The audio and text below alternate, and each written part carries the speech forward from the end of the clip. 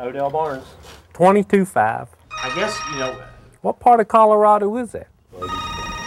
That's my offer straight to y'all.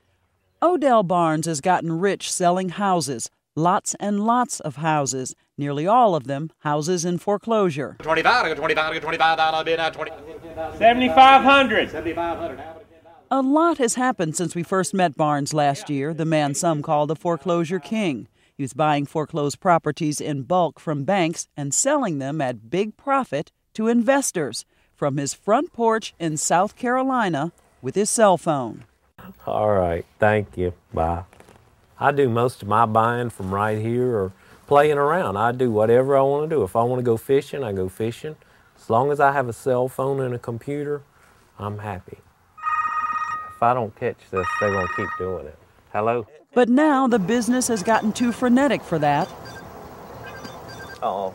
Might as well get it. They're just going to call back. Odell Barnes. When we caught up with him last week, his phone was still ringing off the hook, but he was off his front porch and sitting on the porch of this fire-damaged house in Detroit. Here, foreclosures are rampant. What'd you just buy? Nothing. They want me to go up a little bit, but we're not going to do that. Whole neighborhoods in Detroit are being hit, from mansions built in the 1920s by auto industry executives like this one, Mitt Romney's childhood home, now vacant and a teardown. The house next door, though, 5,000 square feet, bought last year for nearly $600,000, now abandoned and for sale again for $99,900. To more modest homes that 3 years ago would have set you back about $280,000, now they're asking 1/10 of that. To working-class homes like these, homes offered to Odell Barnes in bulk that are going into foreclosure by the block. It's too big for me. It's outgrown me. I mean, 1,000 houses a week, it outgrows you.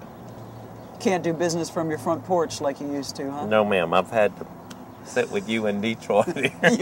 Detroit is ground zero in the housing crisis, but Odell Barnes thinks the way he does business could be a solution.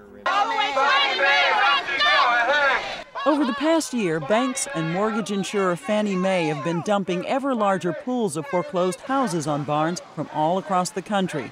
Homes that went into foreclosure owing thousands of dollars, Barnes buys for pennies on the dollar and sells them to investors like Abner McWhirter of Detroit. The last thing I think we want with these homes is to get in the hands of landlords and try to, if nothing else, rent them or mothball them until the market turns around and cash out.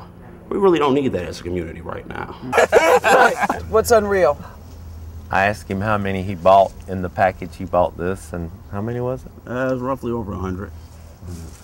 And paid $160,000? About $165,000. You got 100 houses in Detroit for $165,000? Correct. Right. And how much did you get them for? Well, I add on $500 a house. This was one of them? This is one of them. It's a beautiful little house. This brick cottage on a quiet street, which once would have sold for about $100,000, Barnes and his partners got it for about $2,000 and sold it for $1,000 down, $595 a month, for a total of $53,000.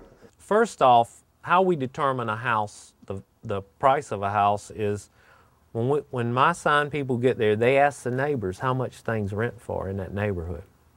So if the rent in that neighborhood is $400 a month, our house payment would normally be $275. So it's less than rent. Barnes says he's selling at prices buyers can actually afford, and he sells them fast. In the first week I own a house, I would like for you to have a 550 credit score. The second week I own a house, if you got a job, I'll sell it to you. The third week I own a house, if you're breathing, I'll sell it to you. Because I want it moved. I want somebody in that house. Nadine Miller, a divorced single mother, overcame a lot of skepticism to buy this 3-bed bungalow. $500 down, $295 a month. No catch. No catch. Really. And it's your house. It's not rent. Not rent. Now she's a believer and has talked other friends into buying as well. Wow. Since a referral under the Odell Barnes method entitles you to a free month's mortgage, Nadine doesn't owe another payment till next November. No, when I got it, a pit bull was living here. It was an eyesore on the block. As you can see, the rest of the neighbors' houses are pretty kept up. So this was an eyesore for the block. So once I took it over, I made it comparable, or if not better looking, exterior-wise and interior-wise. I got a lot of compliment. Barnes wonders why, if he can do it, the banks and Fannie Mae can't do the same thing. Drop the amount people owe and keep them in their homes, or sell the properties to new owners and keep the profit for themselves. I mean, there ought to be some in-between ground on giving the house away or renegotiate with the people. Of course, I don't know if Fannie Mae can do that. Our business model is really to finance homes. We're not a real estate investor, or we're not a property manager. Stacy Stewart of Fannie Mae says by selling houses to people like Odell, they are keeping them occupied. It often makes more sense to sell them in a bulk sale process, again, to an investor or to a state government or to a nonprofit organization who can really take on those properties. Preserving Detroit's neighborhoods is what brought Abner McWhorter into the business. I could have easily bought these homes and flipped them to investors and made good money. But I think by doing it the way we're doing it, we're making a great social impact. And is that what's more important to you? I want to make money too, but I also want to feel good when I go to bed at night. And I think I do that with this particular model that we have. What's scaring Odell Barnes now is that prices are down, quality is up, and he's buying houses everywhere. Everywhere. I would, if you said I'd like some houses in California, I'd say that's impossible. You were mostly in Baltimore, Maryland, Buffalo, New York, the inner cities, the big cities.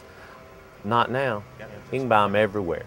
What I do on a lot of my houses like this, I will want them to pay me the $500 down, but I'll give them a year with no payments. And that gives them money to get this going. This business has been very good to Odell Barnes. He's not complaining. But the avalanche of opportunity is overwhelming, even for the foreclosure king. Odell Barnes. This is Vicki Mabry for Nightline in Detroit.